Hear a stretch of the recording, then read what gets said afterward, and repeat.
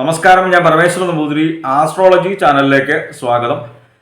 ഈ വരുന്ന ജൂൺ മാസത്തിലെ കാർത്തിക മുക്കാല രോഹിണി മകീരത്തന ഇടവക്കൂറുകാരുടെ ചന്ദ്രനിലുള്ള ഫലത്തെക്കുറിച്ചാണ് ഞാൻ ഈ വീഡിയോയിൽ നിങ്ങളോട് സംസാരിക്കുന്നത്.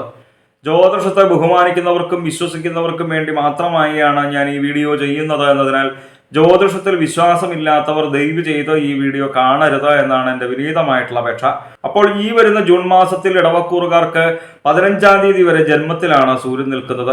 ജന്മത്തിൽ നിൽക്കുന്ന സൂര്യനെ കൊണ്ട് ദേഹപീഠകൾ വന്നു ചേരുക, ശരീരത്തിന് പൊതുവെ ഒരു സുഖക്കുറവ് വന്നു ചേരുക, വിചാരിക്കാതെ തന്നെ ധനച്ചിലവ് വന്നു ചേരുക, അതേപോലെ തന്നെ അലച്ചിലും ഉണ്ടാവുക. കുറച്ച് മോശഫലത്തെയാണ് സൂചിപ്പിക്കുന്നത്. 15-ാം തീയതിക്ക് ശേഷം 2-ലേക്ക് വരുന്ന സൂര്യനെ കൊണ്ട് 2-ാം ഭാവം കൊണ്ടാണ് ധനപരമായിട്ടുള്ള കാര്യങ്ങൾ ചിന്തിക്കുന്നത് എന്നതുകൊണ്ട് തന്നെ നമ്മൾ ഒട്ടും തന്നെ വിചാരിക്കാതെ ധനത്തിന് ചെലവ് വന്നു ചേരുന്ന ഫലത്തെ ഇവിടെയും സൂചിപ്പിക്കുന്നു. പ്രത്യേകിച്ച് എടുത്തു പറയേണ്ടതായിട്ടുള്ള മറ്റൊരു ഫലം അന്യരാൽ ചതിക്കപ്പെടുവാനായിട്ടുള്ള ഫലത്തെ സൂചിപ്പിക്കുന്നു. അതായത് കടം കൊടുത്തു കഴിഞ്ഞാൽ ധനപരമായിട്ട് തിരിച്ചു കിട്ടാത്ത അവസ്ഥയൊക്കെ വന്നു ചേരാം. ഇതും പ്രത്യേകിച്ചൊന്ന് ശ്രദ്ധിക്കുക. അപ്പൊ ജന്മത്തിൽ നിൽക്കുന്ന സൂര്യനെ കൊണ്ടും 2-ൽ നിൽക്കുന്ന സൂര്യനെ കൊണ്ടും ഉള്ള മോശഫലത്തെ ഇല്ലാതാക്കാൻ വേണ്ടിയിട്ട് പ്രത്യേകിച്ച് ശ്രീ മഹാദേവനെ വളരെ നല്ല രീതിയിൽ തന്നെ മനസ്സിലെത്തി പ്രാർത്ഥിച്ചാൽ ഈ മോശഫലങ്ങളെ നമുക്ക് ഒരു പരിധിവരെ കുറയ്ക്കുവാനായിട്ട് സാധിക്കും. 12-ലാണ് ചൊവ്വ നിൽക്കുന്നത്.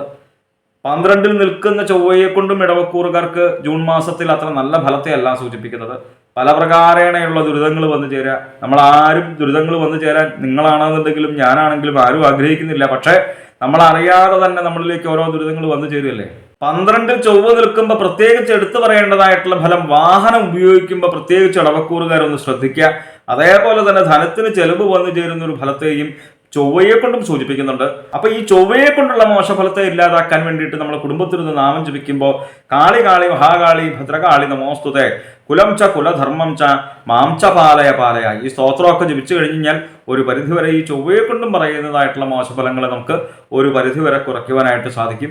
15-ാം തീയതി വരെ ജന്മത്തിലാണ് ബുധൻ നിൽക്കുന്നത്. ജന്മത്തിൽ നിൽക്കുന്ന ബുധനെ കൊണ്ട് തൻ വാക്ക് പിഴ നിമിത്തം തന്നെ കലഹം വന്നു ചേരുക. കലഹം ഉണ്ടാവുന്നത് നിങ്ങൾക്കും എനിക്കും ആർക്കും ഇഷ്ടമുള്ള കാര്യമല്ല. അപ്പൊ നമ്മളുടെ വാക്കുകൾ നിമിത്തമാണ് ഒരു പരിധിവരെ കലഹം വന്നു ചേരുന്നത് എന്ന് മനസ്സിലാക്കി വളരെ നല്ല വാക്കുകൾ സംസാരിക്കുവാനായിട്ട് ശ്രമിക്കുക. അനാവശ്യമായിട്ടുള്ള തർക്കങ്ങൾ ഒഴിവാക്കുക. അനാവശ്യമായിട്ട് മറ്റുള്ളവരുടെ കാര്യങ്ങളിൽ തന്നെ ഇടപെടാതിരിക്കുക. അലച്ചിലുണ്ടാവാനായിട്ടുള്ള ഫലത്തെയും ജന്മത്തിൽ നിൽക്കുന്ന ബുധനെ കൊണ്ട് സൂചിപ്പിക്കുന്നുണ്ട്. 15-ാം തീയതി വരെ. 15-ാം തീയതിക്ക് ശേഷം ബുധൻ 2-ലേക്ക് വരുന്നത് നല്ല ഫലത്തെയാണ് കേട്ടോ സൂചിപ്പിക്കുന്നത്. ജന്മത്തിൽ നിൽക്കുന്ന ബുധനെ കൊണ്ട് പറഞ്ഞതായിട്ടുള്ള ഫലത്തിന്റെ മോശഫലത്തിന്റെ നേരെ വിപരീതമായിട്ടുള്ള വളരെ നല്ല ഫലമാണ് 2-ലേക്ക് ബുധൻ വരുമ്പോൾ. 2-ൽ ബുധൻ നിന്ന് കഴിഞ്ഞ് കഴിഞ്ഞാൽ പറയുന്ന ഫലം വാക്കുകൾക്ക് ശോഭ ഉണ്ടാവുക, നമ്മളുടെ വാക്കുകളെ മറ്റുള്ളവർ ഇഷ്ടപ്പെടുക, നല്ല രീതിയിൽ തന്നെ ധനം വന്നു ചേരുക. വളരെ ഗംഭീരമായിട്ടുള്ള ഫലമല്ലേ. അപ്പോൾ വിദ്യാപരമായിട്ടുള്ള കാര്യങ്ങൾ ചിന്തിക്കുന്നത് ബുധനെ കൊണ്ടായതുകൊണ്ട് തന്നെ വിദ്യാർത്ഥികൾക്കും ഉദ്യോഗാർത്ഥികൾക്കും ഒക്കെ വളരെ നല്ല ഫലത്തെ സൂചിപ്പിക്കാം. വിദ്യാർത്ഥികൾ പരീക്ഷയൊക്കെ എഴുതുമ്പോൾ വളരെ നല്ല രീതിയിൽ തന്നെ ഉന്നത വിജയം വന്നു ചേരുക. അതേപോലെ തന്നെ ഉദ്യോഗാർത്ഥികൾ ഇന്റർവ്യൂവിൽ ജോലിക്കൊക്കെ വേണ്ടിയിട്ട് പങ്കെടുക്കുമ്പോൾ വളരെ നല്ല രീതിയിൽ തന്നെ ശോഭിക്കുവാനായിട്ട് സാധിക്കുക. അതായത് 15-ാം തീയതിക്ക് ശേഷം ഇടവക്കൂറുകാർക്ക് ബുധൻ 2-ലേക്ക് വരുന്നത് നല്ല ഫലത്തെയാണ് സൂചിപ്പിക്കുന്നത്. ഈ കഴിഞ്ഞ വ്യാഴമാറ്റത്തോടു കൂടി ജന്മത്തിലേക്ക് ഇടവക്കൂറുകാർക്ക് വ്യാഴം വന്നു. അത്ര നല്ല ഫലത്തെയല്ല സൂചിപ്പിക്കുന്നത്. ജന്മത്തിൽ വ്യാഴം നിന്ന് കഴിഞ്ഞ് കഴിഞ്ഞാൽ കലഹം ഉണ്ടാവുക, ബുദ്ധിമാന്ദ്യം വന്നു ചേരുക, നമുക്ക് വേണ്ടുന്ന ബുദ്ധി തോന്നാത്ത അവസ്ഥ. ഇപ്പൊ തോന്നേണ്ട ബുദ്ധി പിന്നെ തോന്നിയിട്ട് കാര്യമില്ലല്ലോ. അതേപോലെ തന്നെ സ്ഥാനഭ്രംശം സംഭവിക്കുക, വിചാരിക്കാതെ തന്നെ തൊഴിലിടത്തിൽ നിന്നൊക്കെ ട്രാൻസ്ഫർ ലഭിക്കുവാനായിട്ടുള്ള മോശഫലത്തെ സൂചിപ്പിക്കുന്നുണ്ട്. അപ്പൊ ഈ വ്യാഴത്തെ കൊണ്ടുള്ള മോശഫലത്തെ ഇല്ലാതാക്കാൻ വേണ്ടിയിട്ട് പ്രത്യേകിച്ച് ഗുരുവായൂരപ്പനെയാണ് വളരെ നല്ല രീതിയിൽ തന്നെ മനസ്സിലെത്തി പ്രാർത്ഥിക്കുക. നമ്മൾ കുടുംബത്തിൽ നിന്ന് നാമം ജപിക്കുമ്പോൾ നാരായണ എന്നുള്ള നാമമൊക്കെ ജപിക്കുക. എല്ലാവർക്കും എപ്പോഴും ഗുരുവായൂർക്കൊന്നും പോകാൻ പറ്റിയെന്ന് വരില്ലല്ലോ. 13-ാം തീയതി വരെ ജൂൺ മാസത്തിൽ ഇടവക്കൂറുകാർക്ക് ശുക്രൻ നിൽക്കുന്നത് ജന്മത്തിലാണ്. നല്ല ഫലത്തെയാണ് സൂചിപ്പിക്കുന്നത്.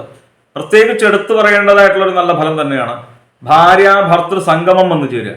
ഭാര്യാഭർത്തൃ ബന്ധങ്ങൾ പിരിഞ്ഞു നിൽക്കുന്നുണ്ടെന്നുണ്ടെങ്കിൽ അവരാഗ്രഹിക്കുന്നുവെങ്കിൽ വീണ്ടും ഒന്നിച്ചു ചേരുവാനായിട്ടുള്ള നല്ല ഫലത്തെ സൂചിപ്പിക്കുന്നു.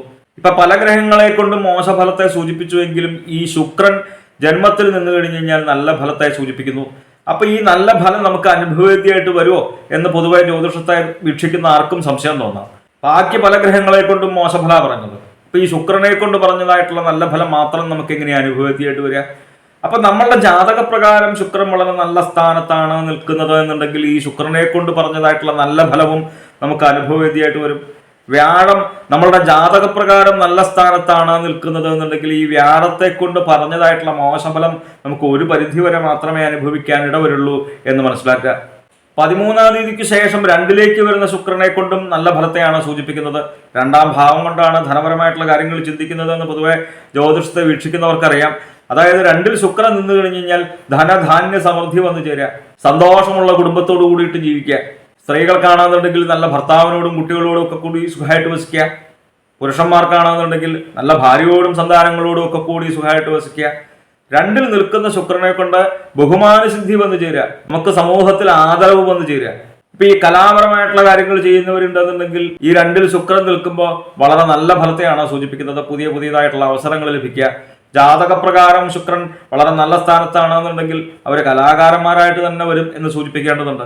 ഇടവക്കൂറുകാർക്ക് 10-ലാണ് ശനി നിൽക്കുന്നത് എന്നും കണ്ടകശനി സ്ഥാനമാണെന്നും അത്ര നല്ല ഫലത്തെ അല്ല സൂചിപ്പിക്കുന്നതെന്നും പൊതുവെ ജ്യോതിഷത്തെ വീക്ഷിക്കുന്നവർക്കറിയാം. കുറച്ചു കാലമായിട്ട് ശനി 10-ൽ തന്നെയാണ്. കർമ്മസിദ്ധി എന്ന നല്ല ഫലത്തെ സൂചിപ്പിക്കുന്നു. അതായത് ചെയ്യുന്ന കാര്യങ്ങൾക്കെല്ലാം നല്ല ഫലം വന്നു ചേരുമെങ്കിലും അതിനനുസരിച്ച് ധനം വന്നു ചേരാത്തൊരു ഫലത്തെയാണ് സൂചിപ്പിക്കുന്നത്. ധനത്തിന് ചെലവ് വന്നു ചേരുന്ന ഒരു ഫലത്തെയും സൂചിപ്പിക്കുന്നു. ഹൃദ്രോഗ സംബന്ധമായിട്ടുള്ള രോഗദുരിതങ്ങൾ അനുഭവിക്കുന്നവരുണ്ടെന്നുണ്ടെങ്കിൽ ഈ കാലയളവിൽ പ്രത്യേകിച്ച് ശ്രദ്ധിക്കുക. 2.5 വർഷ കാലയളവാണ് ശനി നിൽക്കുന്നത് ഒരു രാശിയിൽ. ഈ ഫലത്തിന് വ്യത്യാസം വന്നു ചേരണമെന്നുണ്ടെങ്കിൽ ശനിമാറ്റത്തോടു കൂടിയേ സാധിക്കൂ.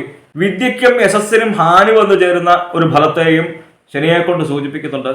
എന്തായാലും ഇടവക്കൂറുകാരുടെ ഗ്രഹപിഴദോഷ പരിഹാരങ്ങൾക്ക് വേണ്ടിയിട്ട് നമ്മൾ ചെയ്യുന്നതായിട്ടുള്ള നാമജപാദികളും ക്ഷേത്ര ദർശനാദികളും പുണ്യമായിട്ടുള്ള കർമ്മങ്ങളും തുടരുക.